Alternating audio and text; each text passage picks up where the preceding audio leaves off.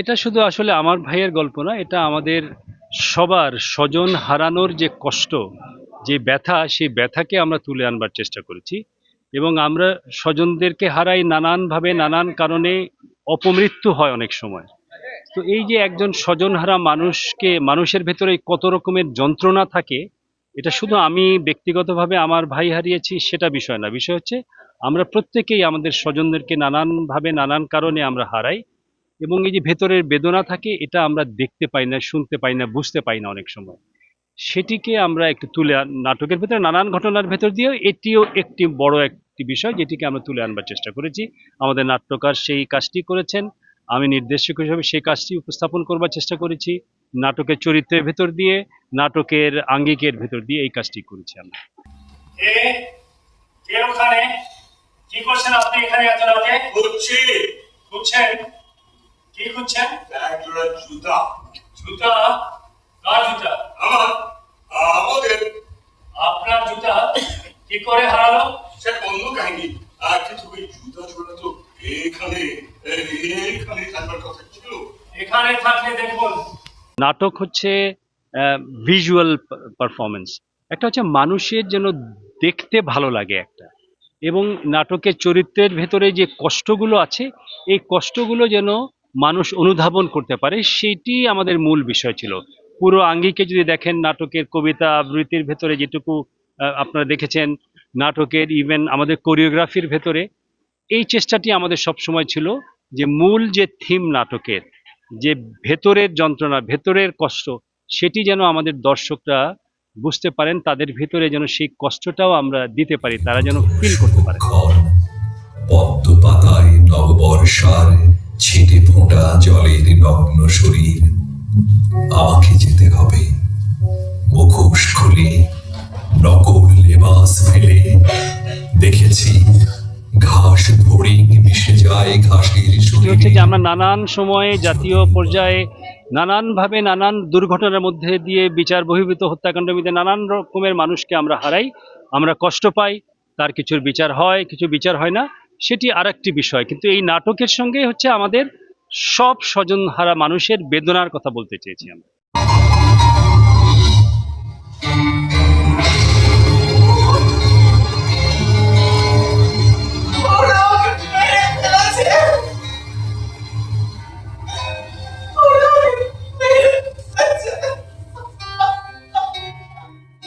গল্পটা হচ্ছে আমাদের লাস্ট কাপল অফ ইয়ার্স বাংলাদেশে অনেক কিছু হয়েছে, অনেক কিছু প্ল্যান করে অনেক মানুষকে পৃথিবী থেকে সরিয়ে ফেলা হয়েছে।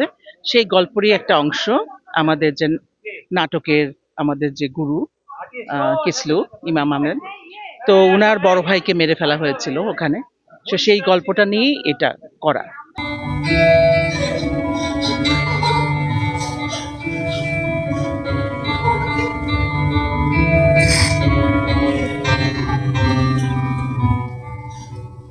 এবং আমরা অনেক আগে এরকম হতো যে আমাদের দেশটা যদি অন্য দেশের মতো হতো, মানে বিদেশ, যেমন আমি কানাডাতে থাকি, এমনটি হতো যে সরকারি আসুক না কেন, প্রতিটা মানুষের কথা বলার স্বাধীনতা থাকতে হবে।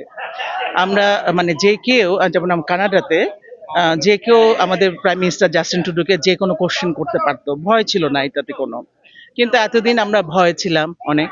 তো এখন যেহেতু মানুষের কথা বলার অধিকারটা এসেছে, যার জন্য এই নাটকটা করা আমরা সুযোগ পেয়েছি, যে মানুষের জানা উচিত যে আমাদের অনেক আসলে যাদের সংসারে কোনো মানুষ মারা যায় তারাই বোধহয় কষ্টটা বেশি বুঝতে পারে, তাই না? এই কারণেই উনি এই নাটকটা, যেটা মেহরাব রহমান লিখেছেন, এই নাটকটা আমরা করার ডিসাইড করলাম যে হ্যাঁ, আমাদের এখন কথা বলা উচিত, যে ঘটনাগুলো মানুষ জানে না সেই ঘটনাগুলো মানুষদের জানানো উচিত। আমি সত্য, আমি সুন্দর,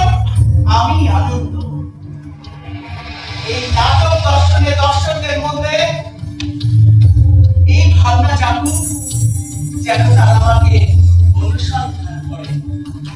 সত্য, সুন্দর, আলোকের অনুসন্ধানে প্রতিক্ষণ তারা।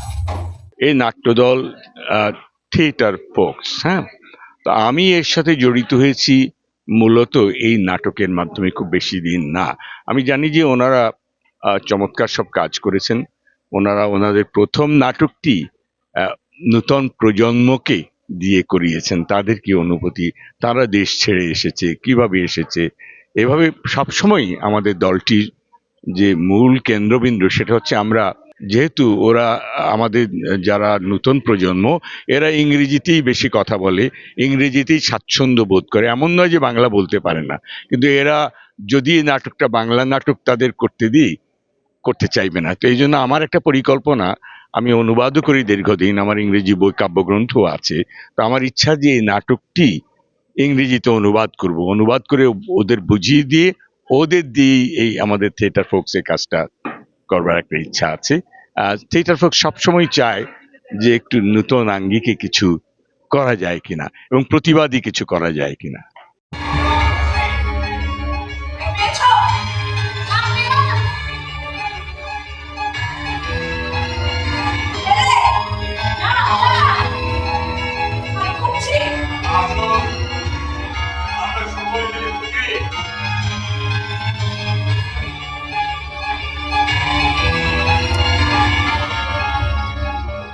যে সময়টা আমাকে কিসলু ভাই বা ইমামুল হক আমাকে অনুরোধ করলেন, সেই সময়টা আমার জন্য খুব কঠিন ছিল।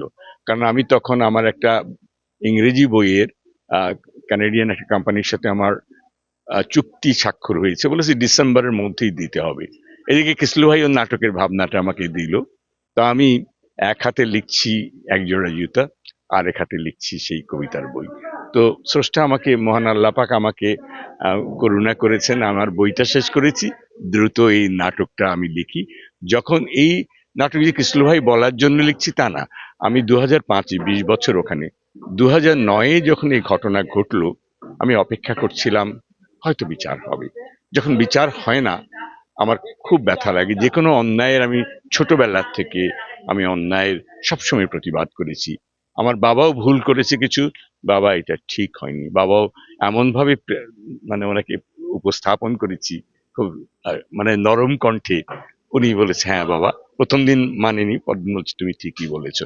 আমি সবসময় কিন্তু এই প্রতিবাদটা করেছি যখন দেখলাম এরকম একটা ঘটনা। এবং পরে যখন আমার সাথে পরিচয় হলো ইমামুল হকের, উনি বললো আমার বড় ভাই, তখন তো আমার অন্তরাত্মা কেঁপে গেল। তখন আমি কলম ধরলাম, এক একটা চরিত্র তৈরি করছি, ওনার সাথে আলাপ করছি।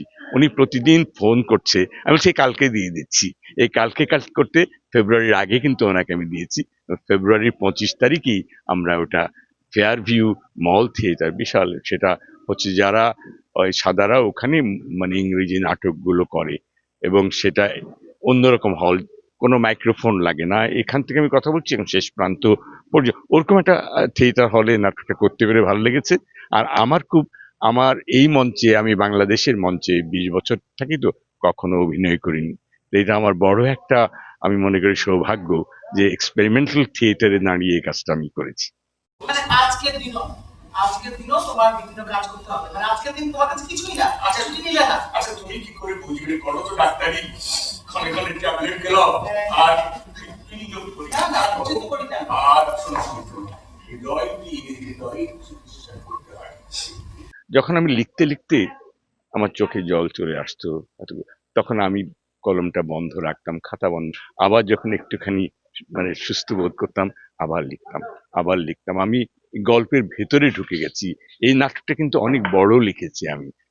এটা একজন নির্দেশকের সেই ইয়ে থাকে, সেই মানে ক্ষমতা থাকে যে নির্দেশক আমাকে জিজ্ঞেস করেছে, আমি নির্দেশক, আমি কিছু জিনিস বদলাতে চাই, হ্যাঁ।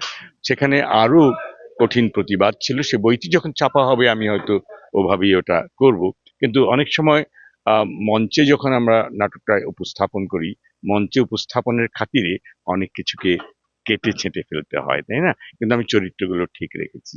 প্রধান ব্যথাটা হলো যে সুদীপ যে চরিত্র, এটা তো ওনার বড় ভাই, তার স্ত্রীর কি অবস্থাটা হলো যখন সংবাদটা পেল, একটা দিয়ে কিন্তু শুধু আমি ওনার কথাটা বুঝিনি, স্বজনহারা সবার মনের যে রক্ত জবার মতো ক্ষত, দগদগে ক্ষত চিহ্ন কিছুতেই মোছা যায় না। এই বেদনা কিছুতেই তো মোছা যায় না। সে কথাটা কিন্তু আমার সমস্ত সংলাপে কিন্তু আমি ওটা তুলে ধর। ওদের কথা বলছি, ওরা নাম নিন, ওরা বলে এই ওরা হচ্ছে যারা অত্যাচারী, যারা ফ্যাসিস্ট, সে যেই হোক না কেন, সেটা বলবার চেষ্টা করেছি। সংখ্যাহীন পাখিদের নীল আকাশের আড়ালে উড়ে যাওয়ার